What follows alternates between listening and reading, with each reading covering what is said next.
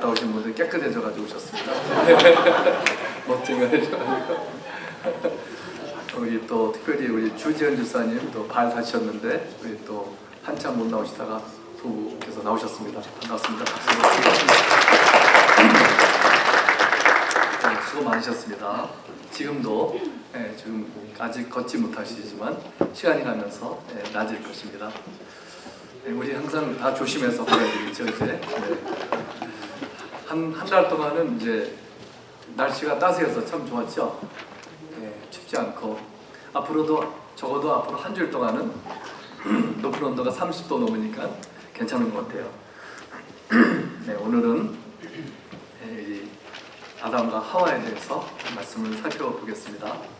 여러분들 꿈에서 혹시 옷을 벗어가지고 꿈에서 막 당황하던 그런 꿈 꾸신 적 있으세요? 다 꾸셨을 거예요 아마. 그렇죠? 네. 그래서 이제 꿈에서 옷을 벗었어요. 네. 그래서 이제 꿈 깨니까 아이 꿈이구나 다행이다 이렇게 안심하죠. 네. 그러나 아담과 하와는 꿈이 아니었습니다. 네. 깨서 보니까 꿈이 아니고 현실이었습니다. 옷을 벗고 있었습니다. 창피함을 느꼈습니다. 바로 그런 스토리죠. 네, 이게 아담과 하와가 뱀이 하는 말에 넘어가서 선악과를 따먹고 말았습니다. 네, 그랬을 때 어떤 일이 일어났습니까? 오늘 말씀 바로 전에 7절 말씀 보니까 이에 그들의 눈이 밝아져 자기들이 벗은 줄을 알고 무화과 나무 잎을 엮어 치마로 삼았더라 하였습니다. 그들의 눈이 밝아졌습니다. 전 그거 보면서 나도 좀 밝아지면 좋겠다. 이제 나이가 들어서 이제 눈이 좀 침침해지는데 밝아지면 참 좋겠는데 뱀이 5절에 보면요 그런 말을 했었습니다. 너희가 그것을 먹는 날에는 너희 눈이 밝아져 하나님과 같이 되어 선악을 알 줄 하나님이 아심이니라. 이렇게 뱀이 말했는데 뱀의 말이 좀 어느 정도 맞는 것 아니었나 그런 생각이 들죠. 눈도 밝아졌다는 것은 밝아진다 그랬는데 밝아졌습니다. 그런데 이 눈이 밝아졌다는 것은 이 눈의 시력이 더 좋아졌다는 말은 아니죠. 그러면 어떤 면에서 그들의 눈이 밝아졌다는 것일까요? 오늘 7절 말씀을 보면은 그때부터 자기들의 옷을 벗은 것을 알게 되었다 그랬습니다. 그전에는 옷 벗은 걸 몰랐을까요? 몰랐을 리는 없죠. 눈이 나빠가지고 못 벗은 것이 아니었기 때문에 옷 벗었던 것을 다 알았습니다. 그러나 옷을 벗었어도 부끄러운 줄을 몰랐었습니다. 눈이 벌거벗은 게 것이 창피하지 않은 게 좋은 걸까요? 네, 요새 같으면 벌거벗었는데도 창피한지도 모르고 막 다니는 사람은 미친 사람이라고 그러죠. 네, 어떻게 된 사람이라고 말할 것입니다. 네, 선악과를 따먹기 전에는 벗은 옷을 몸을 보기는 하였지만은 그 눈이 바들되지 않고 괜찮았습니다. 부끄러움을 느끼지 않았습니다. 그러나 선악과를 따먹은 다음에는 벗은 몸을 봤을 때 부끄러움을 느꼈습니다. 자, 한번 저를 이거 보면 생각을 해봤습니다. 우리가 옷을 벗고 그냥 태연하게 다니는 게 좋을까?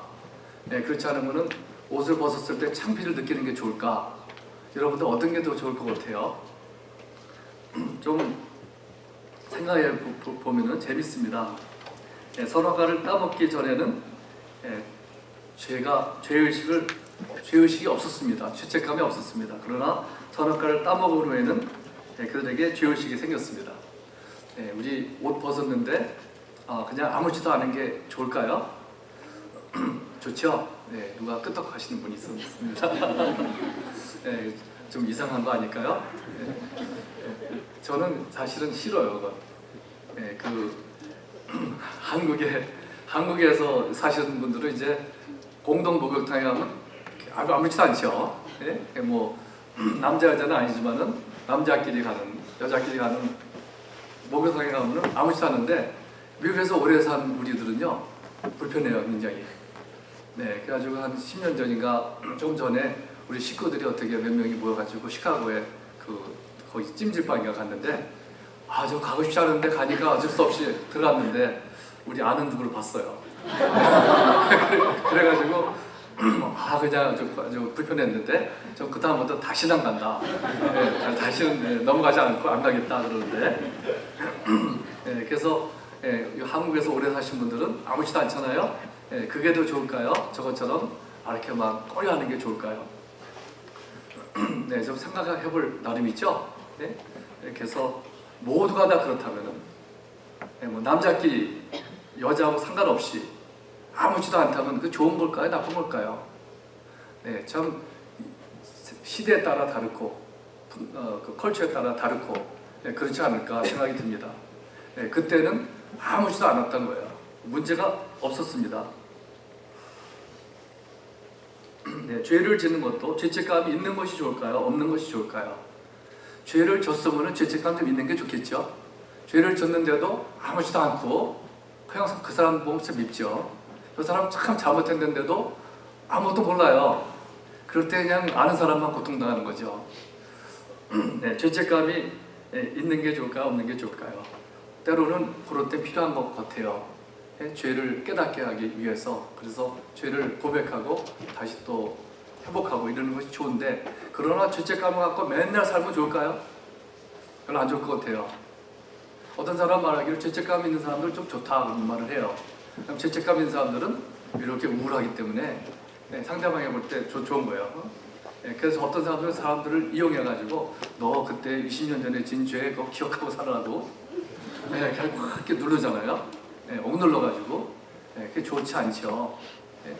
그때 잠깐 회개하기 위해서는 필요한 것이지만은 20년, 30년 동안 죄책감에 눌려 사는 거 좋지 않고 자유롭지도 않고 편안하지도 않고 좋을 것이 없습니다. 그런데 그들은 어떻게 되었습니까? 7절 끝에 보면은 그들은 자신들의 수치스러운 모습을 보고 무화과 나무 잎사귀를 모아다가 치마를 만들어 입었다 그랬습니다. 무화과 나무 잎사귀를 갖다가 치마를 만들었어요. 무화과 나무 여러분들 보신 적 있으신지 모르겠어요. 저는 한 30몇 년 전에 본 적이 있는데 나무가 크고 잎사귀가 그렇게 크지 않았던 것 같아요. 근데 아마 에덴 동산에는 더 커리라고 믿지만 그러나 그게 부족했던 거겠죠. 잎사귀가 너무 작아서 그렇지 않으면 좀 일주일만 되면은 잎사귀가 시들어가지고 비틀어지니까 가려지지 못하겠죠. 그들이 자신의 죄를 의식하기 시작했던 것입니다. 그래서 죄책감을 가지는 것은 죄책감으로 인해서 시달리는 사람, 괴로움을 당하는 사람들이 세상에 참 많습니다. 한 여자가 있었습니다. 그 젊은 여자인데 그 아버지가 돌아가신 후 수년 동안을 그 죄책감으로 인해 괴로워했습니다. 그 아버지는 죽은 이유가 백혈병으로 이제 돌아가셨는데 골수이식이 필요했지만은 정확히 잘 맞는 골수이식을 찾다가 이제 안 맞아 찾지 못해가지고 돌아가시고 말았습니다. 그 딸은 아버지를 위해 기증하고 싶었지만은 잘 맞지가 않아가지고 돌아가신 건 사실이었기 때문에 좀 이유가 있지만은 그래도 위로가 되지 않았습니다. 또 아버지가 병원에 입원해 있었을 때 자기가 그 사람이 대학교 1학년이었는데 전화를 자주 못한 것이 마음에 걸렸고 나중에 돌아가시기 전에는 병실에서 아버지가 있었을 때 아버지한테 이제는 돌아가셔도 돼요. 우리는 걱정하지 마세요. 돌아가시라고 한 것도 마음에 걸렸다고 합니다. 그런 죄책감을 가지고 사는 것이 좋을 수 없지요. 이 세상에 그런 사람들이 얼마나 많습니까? 어떤 아버지는 10살 난 아들이 집에 직장 갔다가 돌아오니까는 자살해서 죽고 말았어요. 그걸 봤을 때 그가 그에게 그 전날 잘 하지 못한 것, 꾸짖었던 것 이런 것들이 걸려가지고 수없이 마음이 괴로움을 이렇게 고백하는 것을 제가 읽었습니다. 이렇게 죄책감으로 참 이런 것들이 얼마나 많습니까? 그런데 사람들 사이에도 죄책감으로 시달리는 사람들이 많이 있지만은 무엇보다 더 중요한 것은 심각하고 무서운 죄책감은 우리가 하나님 앞에서 죄책감을 가지고 있는 것입니다. 우리가 하나님 앞에서 죄의식을 갖게 되면은 어떻게 되는가? 바로 오늘 말씀 것처럼 하나님에게서 숨는 것이 문제예요. 죄를 짓는 것도 문제지만은 죄를 진 다음에 숨어 하나님을 피하는 것이 문제입니다. 아담과 하와가 선악과를 따먹은 후에 어떤 일이 일어났습니까? 하나님께서는 미리 창세기 2장 17절에 보면 말씀하시기를 선악을 알게 하는 나무 열매는 먹지 말라. 내가 먹는 날에는 반드시 죽으리라 이렇게 말씀하셨습니다. 그러나 그들이 선악과를 따먹은 다음에 죽었습니까? 그러나 죽지 않았습니다. 그러나 그들의 육체는 죽음의 길을 시작하게 되었습니다. 과정이 시작된 거죠. 그전에는 죽음이 없었습니다. 그러나 그때부터 좀 오래 걸렸지만은 죽음이 이제 찾아왔습니다.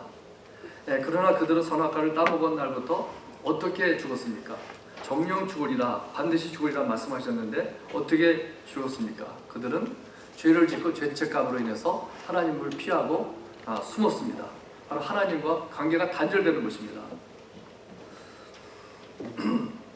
죄책감으로 인해서 부끄러워했습니다. 그러나 죄책감의 반대가 뭘까요? 죄책감의 반대가 뭘까요? 그것은 생각해보면 의라고 하는 것입니다. 의, righteousness라고 하죠. 어떤 미국 목사님이 이 righteousness를 어떻게 define 했냐면은 이렇게 말했습니다. Able to be with God without any sense of guilt or any inferiority 그랬어요. 그러니까는 이 의라는 것은 그분의 말에 의하면은 하나님과 같이 아무런 죄책감 없이 하나님과 같이 있을 수 있는 것, 그거를 righteousness라고 했습니다.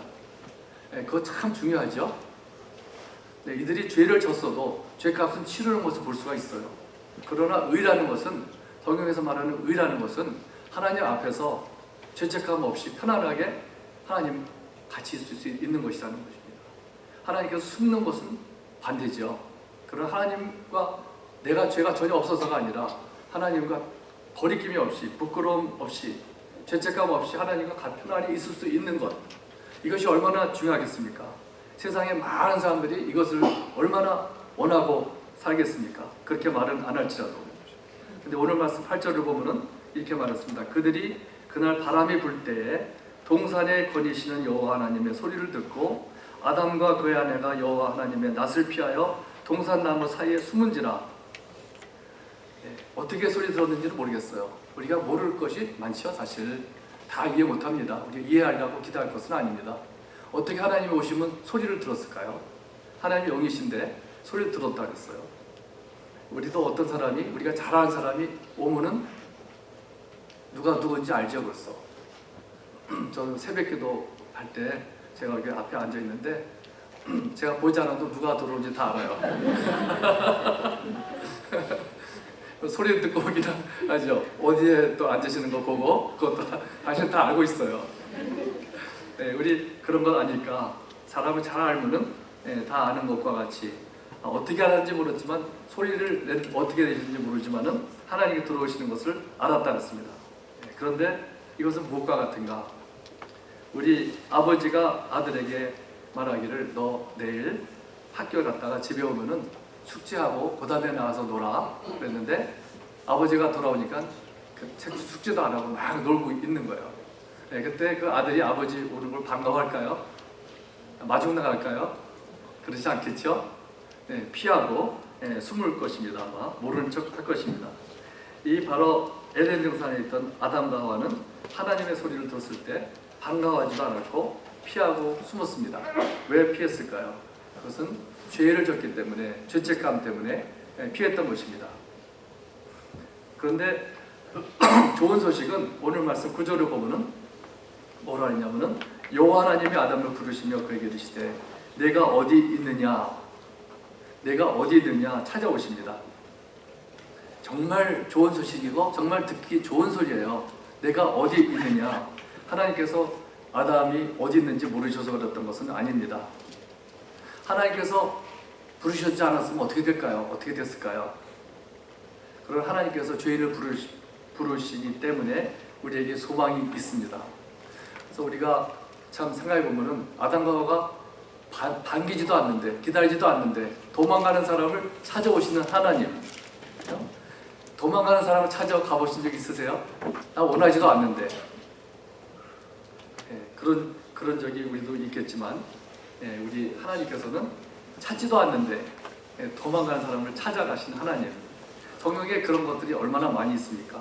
바로 4장 말씀에서도 가인이 동생 아벨을 쳐 죽였을 때에도 4장 9절에 보면은 여호와께서 가인에게 이르시되 내 아우 아벨이 어디 있느냐, 어디 있느냐를 많이 물으시는 것 같아요. 하나님께서 그것을 찾는 거예요. 사실은 어디 있는 것을 모르셔서 그렇겠습니까?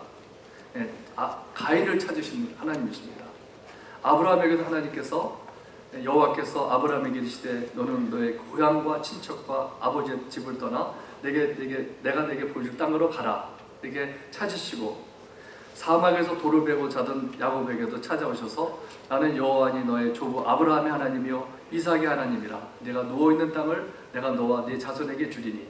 하나님께서는 참 이렇게 괴로워하는 사람, 혼자 있는 사람들에게 부르시고 찾아오시는 것을 종종 볼 수가 있습니다. 이스라엘이 부패해지고 말씀을 전하는 선지자들이 보기 힘들었을 때 성전에서 자고 있던 소년 사무엘에게 찾아오셔서 사무엘아 사무엘아 부르시는 하나님. 신약 성경에 보면은 많겠지만 마태복음 4장 19절에 보면은 갈릴리 바다에서 예수님께서 물고기를 잡던 베드로와 그 형제 안드레에게 나를 따라오라 내가 너희를 사람을 낳는 어부가 되게 하리라 그랬더니 그들이 즉시로 그물을 버려두고 예수를 따르니라. 사도행전 9장도 보면은 사울이라고 하는 사람이 예수 믿는 사람을 잡으려고 가던 길에 담에색으로 가던 길에서 갑자기 하늘로부터 빛이 비추면서 소리가 이르되 사울아 사울아 내가 어찌하여 나를 박해하느냐. 이렇게 하나님께서는 이렇게 부르시는 하나님이십니다. 바로 죄를 지어서 숨어 있던 아담과 하와를 찾아오시고 찾으시는 여호와 하나님이십니다. 왜 찾아오실까요? 찾아오시는 이유는 인간이 죄를 지었을지라도 찾아오셔서 그 단절된 멀어진 관계를 회복하시기 위해서 오시는 것입니다. 그런 하나님께서는 찾아오셔가지고 내가 죄 짓는 건 안다. 그래 괜찮아. 용서해 줄게. 이렇게 하시지는 않습니다. 우리는 그럴 때가 있죠. 사람끼리 괜찮아 그거 아무것도 아니야. 아무것도 아니까 것이 아닙니다. 거룩한 하나님 앞에서 죄를 짓는 것은 아무것도 아닌 것이 아니고 그런 해결해야 될 문제입니다. 하나님께서는 그들의 잘못을 알고 깨닫고 고백하기를 원하시고 용서함을 받기를 원하십니다. 그래야지 온전히 회복이 되죠. 그래서 하나님께서는 먼저 아담을 찾으십니다. 생각해보면 먼저 사실은 선악과를 따먹은 사람은 하와인데 왜 아담을 먼저 찾으실까? 생각해보면 아담이 인류의 대표자이고 그 가장으로서 책임이 있기 때문에 하와가 먼저 죄를 지었을지라도 아담을 부르시고 그 책임을 물으시는 것을 볼 수가 있습니다. 아담에게 내가 어디 있느냐? 아담은 대답하기를 내가 동산에서 하나님의 소리를 듣고 내가 벗었으므로 두려워하여 숨었나이다. 아담은 하나님 내가 죄를 지었으므로 숨었나이다 그러지 않았고 내가 벗었으므로 두려워하여 숨었나이다. 그 결과만 얘기하는 거예요. 죄책감의 해결책은 문제가 되는 죄를 고백해야 되고 해결해야 합니다. 하나님 제가 하나님께서 따먹지 말라고 하신 선악과를 따먹어서 죄를 지었습니다. 이렇게 얘기하는 것이 옳은 것이죠. 그러나 그렇게 말하지 않았습니다. 하나님께서는 그에게 누가 너의 벗었음을 내게 알렸느냐? 내가 내게 먹지 말라 명한 그 나무 열매를 내가 먹었느냐? 하나님께서 그 행한 것을 죄를 지은 것을 지적하시죠. 그때 아담이 뭐라 그럽니까? 아담은 11절에 보면은 블레임을 참 잘합니다. 우리 사람은 남자나 여자나 블레임을 참 잘해요. 우리도 저도 하다면 잘해요. 블레임. 여기 아담이 참 잘해요. 뭐라 하냐면은 하나님이 주셔서 나와 함께 있게 하신 여자 그가 그 나무 열매를 내게 주므로 내가 먹었나이다. 그 먹은 것은 인정은 해요. 그러나 진정한 회개는 아닙니다. 아담이 누구를 블레임하는 것일까요? 둘 다 맞아요. 답은 하와를 블레임하는데 또 하나님을 블레임해요. 하와가 줬기 때문에 먹었습니다. 그러나 하나님께서 주신 그 여자가 줬습니다. 그러니까 하나님이 주시지만 않았더라면 그 여자를 이런 일 없었겠죠. 그런 것입니다. 하나님을 탓하는 거예요. 근데 여자가 좋습니다. 그래서 먹지 않았습니까? 아내가 하라고 하면 모두 하는 것이 좋은 남편일까요? 세상은 그렇게 말하지만 여기서는 하라고 한 것을 한 것이 문제가 되었습니다. 아내가 교회 나가지 말라고 하면은 말 잘 듣고 안 나가는 게 좋은 남편일까요? 네, 그 다음에 하와가 여자가 또 더 낫지 않습니다. 하와도 블레임을 잘합니다. 하나님께서 하와에게 물으시기를 내가 어찌하여 이렇게 하였느냐. 여자는 누구를 블레임할까요? 뱀이 나를 꿰물어 내가 먹었나이다. 마귀가 하라고 해서 다 하는 걸까요? 할 수도 있고 안 할 수도 있는 것이 우리의 초이스가 있는 것입니다. 네, 그래서 남자도 여자도 블레임을 잘해요. 그러니까 부부가 블레임을 서로 얼마나 잘하겠습니까? 싸울 때 잘하죠. 근데 하나님께서는 순서가 아담에게 이제 부르시고, 그 다음에 하와에게 부르시고, 그 다음에 순서가 뱀에게 부르시는 거죠. 근데 보면은 뱀에게 부르시지 않아요. 왜 뱀에게 안 부르실까? 한번 생각해 보신 적이 있으세요? 생각해 보면은 뱀에게는 묻지 않는 것이, 뱀은 그의 죄를 회개하고 하나님과 회복할 수 있는 관계가 아닙니다. 뱀은 회개하고 돌이킬 수 있는 그런 존재가 아닙니다. 그러나 뱀에게 저주를 하십니다. 그에게 하시는 말씀, 뱀에게 뱀은 다른 모든 짐승보다 더욱 저주를 받아 배로 다니고 살아있는 동안 흙을 먹을 것이라고 이렇게 말씀하십니다. 네, 그래서 이 죄 받는 것은 오늘은 생각하고 다시 죄책감에 대해서, 이렇게 사람들은 죄책감을 피하기 위해서 여러 가지 방법으로 여기는 자기를 합리화하는 것을 볼 수가 있죠. 죄가 내 책임도 좀 있긴 하겠지만 더 사람의 책임이 더 많다, 이렇게 책임을 전가합니다. 핑계하는 거죠. 그러나 그가 남을 핑계해서 죄책감을 없앨 수가 있겠습니까? 또 어떤 사람들은 죄책감을 땅에 묻어버리려고 합니다. 묻어버려요. 그래서 예를 들면 내가 어떤 죄를 졌을 때 잠자고 나면 괜찮아요. 왜냐하면 잊어버리니까. 잠을 자고 나면은 잊어버리잖아요. 그렇죠? 그 다음에 두 번 자면 다 잊어버리고. 그런 게 있죠? 그러면 우리가 아마 여러분이나 저도 그렇게 많이 아마 할 거예요. 그러나 묻어둔다고 그게 없어질까요? 생각은 안 나겠지만, 우리 대표적인 것이 창세기 보면은 야곱의 형들이 요셉을 팔은 다음에 한 20년이 지났습니다. 20년이 지났는데 이제 여러분들이 많이 또 아시겠지만은 요셉 앞에 나갔어요. 요셉한테 형들이 가가지고 이런저런 일이 있었죠. 근데 이제 15년간을 가두고 요셉이 하는 말이 너의 동생 막내 베냐민을 데려와라.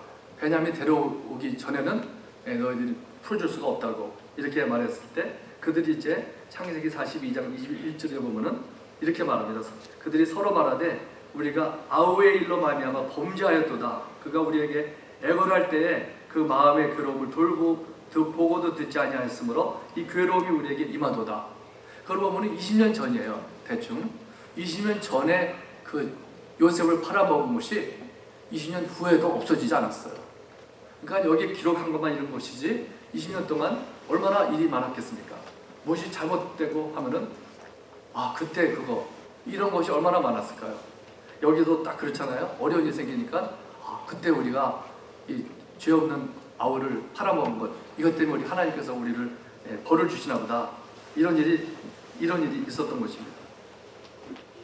그래서 20년이 지나도 그 죄를 파묻었던 것이 없어지지 않는 것입니다. 또 어떤 사람들은 죄책감을 어떻게 없애려고 할까요? 대가를 치르려고 하는 사람들이 있습니다. 내가 어떤 죄를 지어서 걸릴 때 그것을 다른 것으로 보상하려고 하는 것입니다. 본질적인 문제를 해결하지 않고 내가 불쌍한 사람들을 위해서 200만 불을 기증합니다.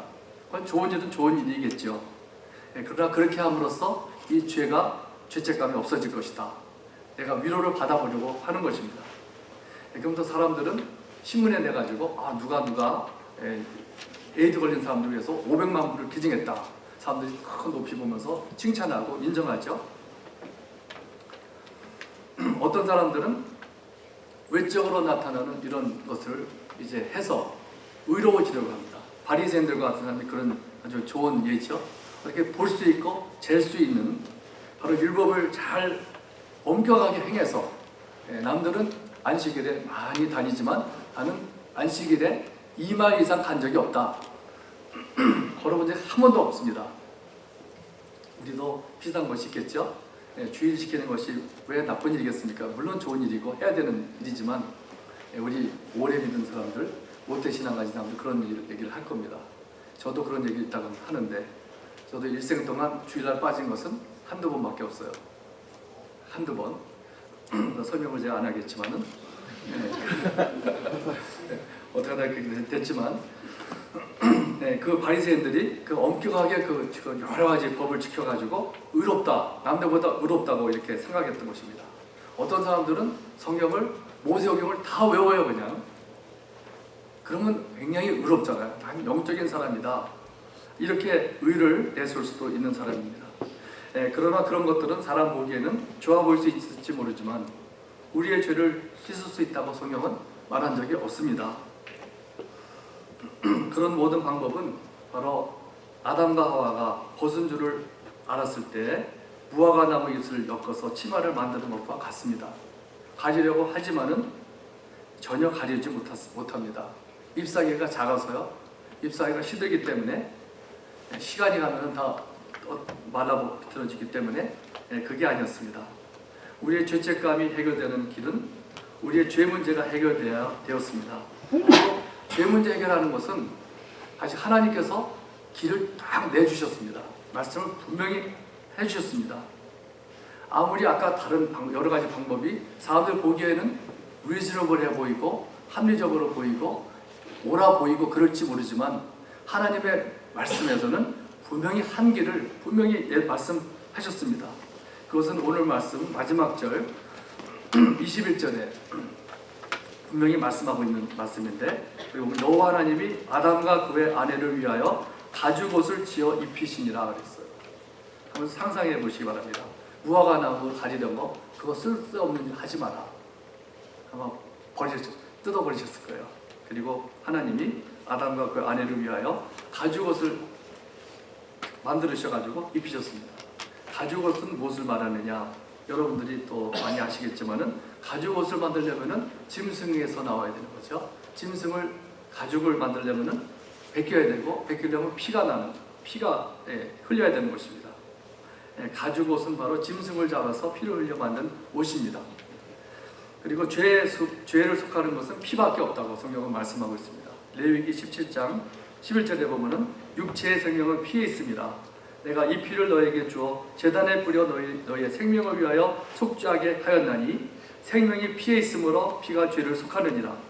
성경은 계속해서 여러 군데 피만이 오직 피만이 사람의 죄를 속한다고 말씀하고 있습니다. 그래서 구약에서 계속해서 짐승을 잡으라고 짐승을 잡아서 피를 흘려가지고 그 제사를 드리라고 계속해서 처음부터 끝까지 말씀하고 있습니다. 그러나 짐승의 피는 사실은 사람의 죄를 씻을 수가 없다 그랬어요. 히브리서 10장 3절에 보면은 이렇게 말씀합니다.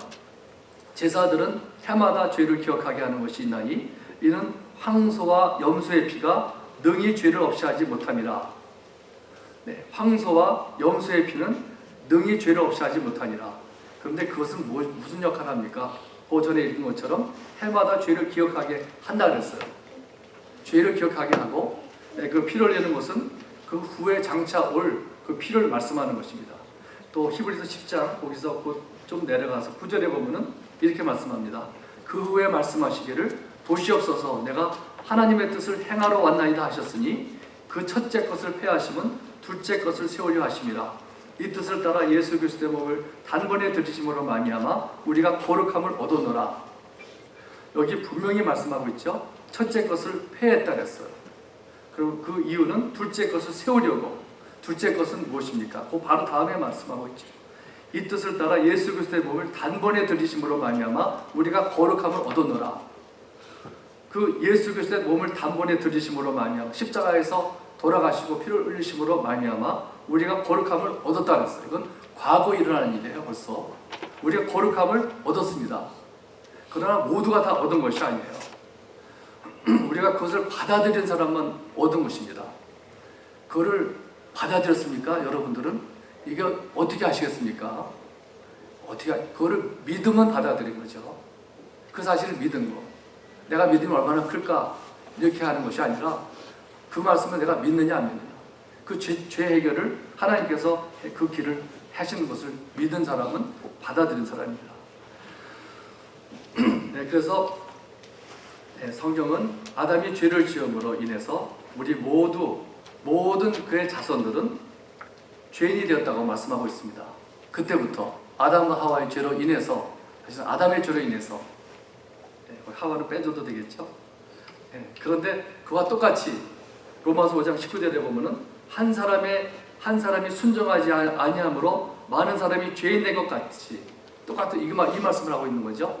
한 사람이 순종하지 아니함으로, 아담이죠. 아담이 순종하지 아니함으로 많은 사람은 모든 사람을 말하는 건데, 많은 사람이 죄인 된 것 같이 한 사람이 순종하심으로 많은 사람이 의인이 되리라. 그러니까 위치가 똑같은 거예요. 아담 한 사람의 죄로 인해서 우리가 또 이해가 다 잘 되지는 않을 수도 있죠. 이해를 다 하라는 법은 없습니다.